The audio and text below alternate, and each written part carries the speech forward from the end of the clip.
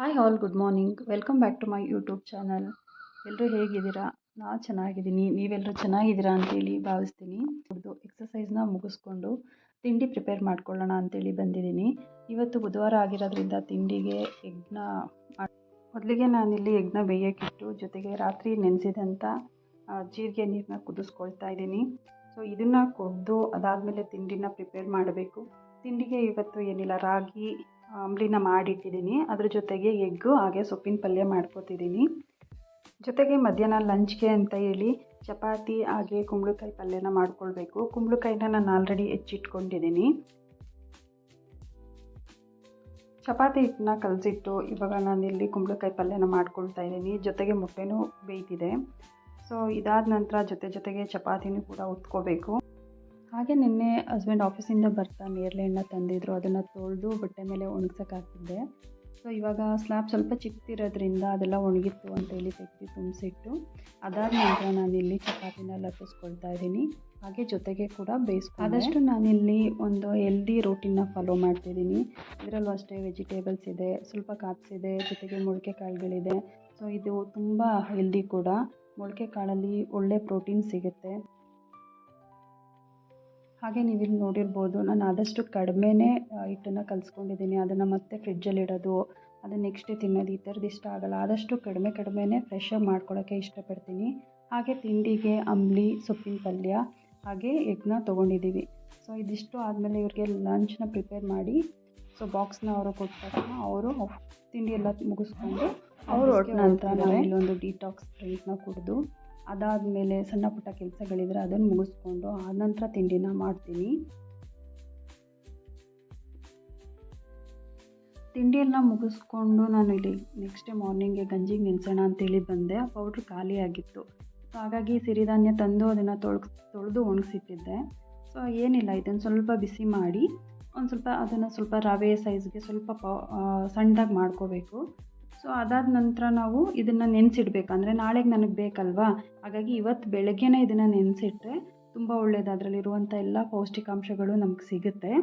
ಹಾಗಾಗಿ ಇದನ್ನು ಸ್ವಲ್ಪ ಬಿಸಿ ಮಾಡಿ ಪುಡಿ ಮಾಡಿ ಇವತ್ತು ನೆನೆಸಿಟ್ಕೊಳ್ತಿದ್ದೀನಿ. ಅಂದರೆ ನನಗೆಷ್ಟು ಬೇಕು ಕ್ವಾಂಟಿಟಿ ಅದರ ಮೇಲೆ 1-2 ಸ್ಪೂನ್ ಹಾಕಿ ನೆನೆಸಿಟ್ರೆ ಅದನ್ನು ರಾತ್ರಿ ನಾನು ಗಂಜಿನ ಪ್ರಿಪೇರ್ ಮಾಡಿರ್ತೀನಿ. ಸೊ ಅದು ನೆಕ್ಸ್ಟ್ ಡೇ ಮಾರ್ನಿಂಗ್ಗೆ ನನಗೆ ಒಳ್ಳೆ ಫರ್ಮೆಂಟ್ ಆಗಿರುತ್ತೆ ಮತ್ತು ಅದರಲ್ಲಿರುವಂಥ ಒಳ್ಳೆ ಅಂಶಗಳು ನಮ್ಮ ಬಾಡಿ ಅಬ್ಸರ್ವ್ ಮಾಡುತ್ತೆ. ನೀವು ಯಾರಾದರೂ ಈ ಒಂದು ಸಿರಿಧಾನ್ಯನ ಬಳಸ್ತಿದ್ರೆ, ಅಂದರೆ ನವಣೆ ಆಗಿರಲಿ, ಅರ್ಕ ಆಗಿರಲಿ, ಊದ್ಲು, ಯಾವುದೇ ಸಿರಿಧಾನ್ಯನ ಬಳಸ್ಕೊಂಡು ಒಂದು ಕಿಚಡಿ ಮಾಡ್ತೀರಾ, ಇಲ್ಲ ಬಿಸಿಬೇಳೆ ಬಾತ್ ಮಾಡ್ತೀರಾ, ಈ ಥರದ್ದು ಏನಾದರೂ ಇದ್ದರೆ ಬಿಫೋರ್ ನೀವು ಮಾಡೋಕ್ಕೂ ಮುಂಚೆನೇ ಅದನ್ನು ಸ್ವಲ್ಪ ಗಂಟೆಗಳ ಕಾಲ ನೆನೆಸಿಟ್ಟು ಆಮೇಲೆ ಅದರಿಂದ ನೀವು ಒಂದು ಫುಡ್ನ ಪ್ರಿಪೇರ್ ಮಾಡ್ಕೊಳ್ಳಿ. ಇದು ನಾನು ವಾರದಲ್ಲಿ 2-3 ದಿನನಾದರೂ ಈ ಗಂಜಿನ ಪ್ರಿಪೇರ್ ಮಾಡ್ಕೊಳ್ತೀನಿ. ಅಂದರೆ ಒಂದಿನ ರಾಗಿ ಇರುತ್ತೆ, ಒಂದಿನ ನವಣೆದಿರುತ್ತೆ, ಒಂದಿನ ಅರ್ಕಾದಿರ್ಬೋದು. ಈ ಥರ ಒಂದೊಂದು ದಿನ ಒಂದೊಂದು ಥರದ್ದು ಗಂಜಿನ ನಾನಿಲ್ಲಿ ಪ್ರಿಪೇರ್ ಮಾಡ್ಕೊಳ್ತೀನಿ. ಅದಲ್ಲದೆ ನಾನು ಬಿಸಿಬೇಳೆ ಬಾತು, ಪೊಂಗಲ್ ಈ ಥರದ್ದು ಏನಾದರೂ ಮಾಡಿದಾಗೂ ಸಹ ಅದರಲ್ಲೂ ಸಹ ನಾನು ಈ ಸಿರಿಧಾನ್ಯನ ಬಳಸ್ಕೊಳ್ತೀನಿ.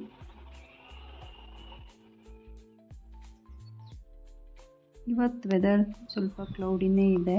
ಸೊ ಇದಿಷ್ಟು ಮುಗಿಸಿ ನಾನು ಗಿಡಗಳಿಗೆಲ್ಲ ಸ್ವಲ್ಪ ನೀರು ಹಾಕಬೇಕಿತ್ತು. ಹಾಗಾಗಿ ಒಂದಿಷ್ಟು ಗಿಡಗಳನ್ನ ಇಟ್ಕೊಂಡಿದ್ದೀನಿ. ಅದಕ್ಕೆಲ್ಲ ನೀರಾಗಿ ಬರೋಣ ಅಂಥೇಳಿ ಟೆರೆಸ್ ಮೇಲೆ ಹೋಗ್ತಿದ್ದೀನಿ. ಹಾಗೆ ಸ್ವಲ್ಪ ಹೊತ್ತು ಬಿಸಿಲು ಬರುತ್ತೆ, ಮತ್ತೆ ಮೋಡ ಬಂದು ತುಂಬ ಗಾಳಿ ಬೀಸೋಕ್ಕೆ ಸ್ಟಾರ್ಟ್ ಆಗುತ್ತೆ. ನೋಡ್ಬೋದು ಇಲ್ಲಿ ನೀವು, ಈ ಥರ ಇದೆ ವೆದರು.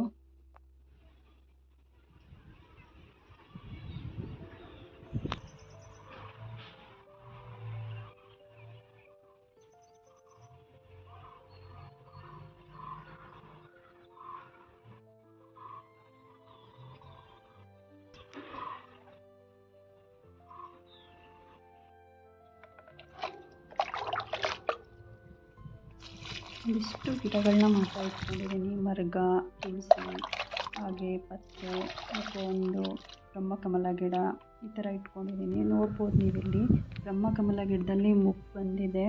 ಇನ್ನೊಂದು ವೀಕಲ್ಲಿ ಇದು ಅರಳ್ಬೋದು ಅಂತ ಅನಿಸುತ್ತೆ. ನನಗಂತೂ ತುಂಬ ಖುಷಿ ಇದನ್ನು ನೋಡಿ.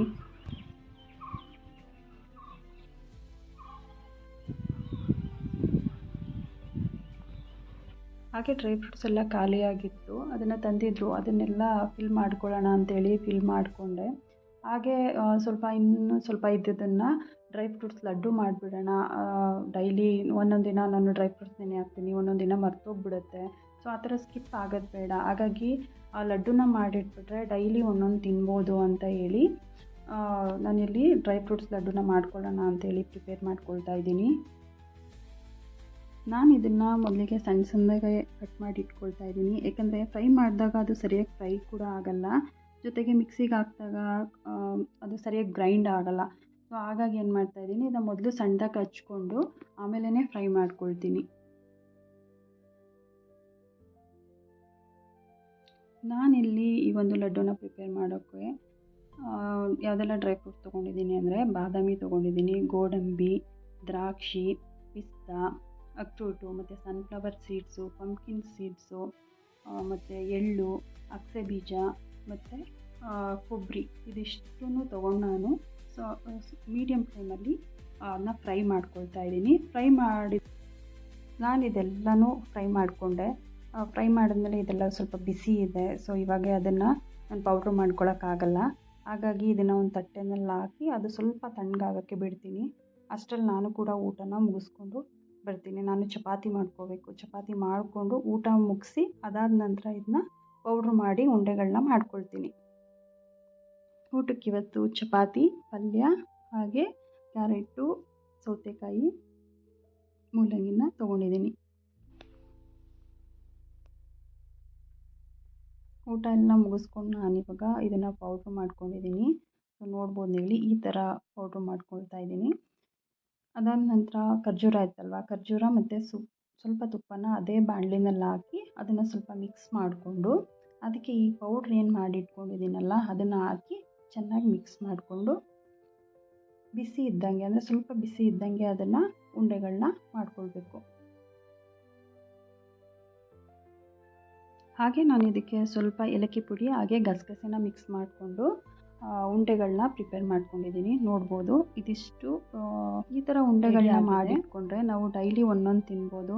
ಅದೇ ನಾವು ಡ್ರೈ ಫ್ರೂಟ್ಸ್ನ ನೆನೆಸಿ ತಿನ್ನಬೇಕು ಅಂದಾಗ ಎವ್ರಿ ಡೇ ಒಂದೇ ಥರ ಇರಲ್ಲ, ನಾವು ನೆನೆಸೋದನ್ನೇ ಮರ್ತ್ಬಿಟ್ಟಿರ್ತೀವಿ.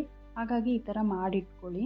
ಮತ್ತು ಇನ್ನೊಂದೇನೆಂದರೆ ನಮಗೇನಾದರೂ ತಿನ್ನಬೇಕು, ಸ್ವೀಟ್ ತಿನ್ನಬೇಕು ಅನ್ನಿಸ್ದಾಗ ಡೈಲಿ ಇದೇ ಒಂದು ಉಂಡೆನ ತಿಂದರೆ ನಿಮಗೆ ಸ್ವೀಟ್ನ ತಿಂದ್ವಿ ಅನ್ನೋಷ್ಟು ಖುಷಿ ಆಗುತ್ತೆ. ಅದೇ ನೀವು ಶುಗರ್ ಇರೋದು ಅಥವಾ ಬೇರೆ ಏನಾದ್ರು ಸ್ವೀಟ್ನ ತಿಂದರೆ ಅಯ್ಯೋ ಇವತ್ತು ನಾನು ಸ್ವೀಟ್ನ ತಿನ್ಬಿಟ್ನಲ್ಲ ಅಂತ ನಿಮಗೆ ಒಂಥರ ಫೀಲ್ ಆಗ್ತಿರುತ್ತೆ. ಹಾಗಾಗಿ ಈ ಥರ ಮಾಡಿಟ್ಕೊಳ್ಳಿ.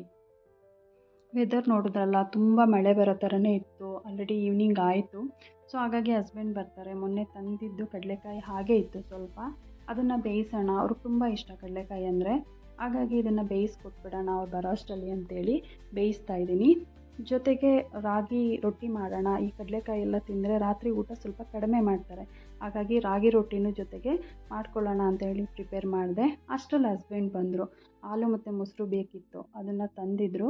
ಅದನ್ನು ತೊಳೆದು ಇಟ್ಕೊಂಡೆ. ಸೊ ಜೊತೆಗೆ ಅಷ್ಟರಲ್ಲಿ ಕಡಲೆಕಾಯಿ ರೆಡಿ ಇತ್ತಲ್ಲ, ಅವರು ಫ್ರೆಶ್ ಅಪ್ ಆಗಿ ಬರೋ ಅಷ್ಟರಲ್ಲಿ ನಾನಿಲ್ಲಿ ಕಡಲೆಕಾಯಿನೆಲ್ಲ ನೀರೆಲ್ಲ ತೆಗೆದು ಸೋರಿಸ್ಕೊಂಡು ಅದನ್ನು ಹಾಕ್ಕೊಡ್ತಾಯಿದ್ದೀನಿ. ಸೊ ನಾವು ಹೀಗೆ ಒಂದು ಊಟ ತಿಂಡಿ ಮಾಡಲಿ, ಏನಾದರೂ ತಿನ್ನಲಿ, ಸ್ನ್ಯಾಕ್ಸು ಈ ಥರ ಜೊತೆಗೆ ತಿನ್ನೋದ್ರಿಂದ ಸೊ ಒಬ್ರಿಗೊಬ್ರು ಟೈಮ್ ಕೊಟ್ಟಂಗೆ ಆಗುತ್ತೆ. ಮತ್ತು ಆ ಒಂದು ಖುಷಿನೇ ತುಂಬ ಚೆನ್ನಾಗಿರುತ್ತೆ ಅಂತೇಳಿ ನಮ್ಗೆ ಫೀಲ್ ಆಗುತ್ತೆ.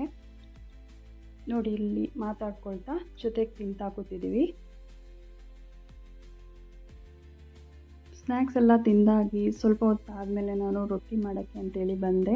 ರೊಟ್ಟಿಗೆ ನಾನೇನು ಬೇರೆ ಮಾಡ್ಕೊಂಡಿಲ್ಲ. ಬೆಳಗ್ಗೆ ಸೊಪ್ಪಿನ ಪಲ್ಯನೂ ಸ್ವಲ್ಪ ಇತ್ತು, ಜೊತೆಗೆ ಕುಂಬಳಕಾಯಿ ಪಲ್ಯನೂ ಇತ್ತು. ಅದೇ ಸಾಕಾಗುತ್ತೆ ಅಂತೇಳಿ ಅದ್ರ ಜೊತೆಗೆ ಒಂದು ಮೊಟ್ಟೆನ ಬೇಯಿಸ್ಕೊಂಡೆ. ಸೊ ನೋಡ್ಬೋದು ನೀವಿಲ್ಲಿ ರಾಗಿ ರೊಟ್ಟಿ, ಸೊಪ್ಪಿನ ಪಲ್ಯ ಮತ್ತು ಕುಂಬಳಕಾಯಿನ ಪಲ್ಯ ಜೊತೆಗೆ ಮೊಟ್ಟೆನ ತೊಗೊಂಡಿದ್ದೀವಿ. ಊಟ ಎಲ್ಲ ಮುಗಿದ ನಂತರ ನನಗೆ ನೆಕ್ಸ್ಟ್ ಡೇಗೆ ಬೇಕಾದಂಥ ಗಂಜಿನೂ ಕೂಡ ಪ್ರಿಪೇರ್ ಮಾಡಿ ಅಡುಗೆ ಮನೆ ಎಲ್ಲ ಕ್ಲೀನ್ ಮಾಡಿಕೊಂಡೆ. ಸೊ ಇದಿಷ್ಟು ಆಗಿತ್ತು ಇವತ್ತಿನ ವ್ಲಾಗ್. ಈ ಒಂದು ವ್ಲಾಗ್ ನಿಮಗೆ ಇಷ್ಟ ಆಗಿದರೆ ದಯವಿಟ್ಟು ಲೈಕ್ ಮಾಡಿ, ಶೇರ್ ಮಾಡಿ, ಹಾಗೆ ಸಬ್ಸ್ಕ್ರೈಬ್ ಮಾಡ್ಕೊಂಡು ನೋಡಿ. Thank you.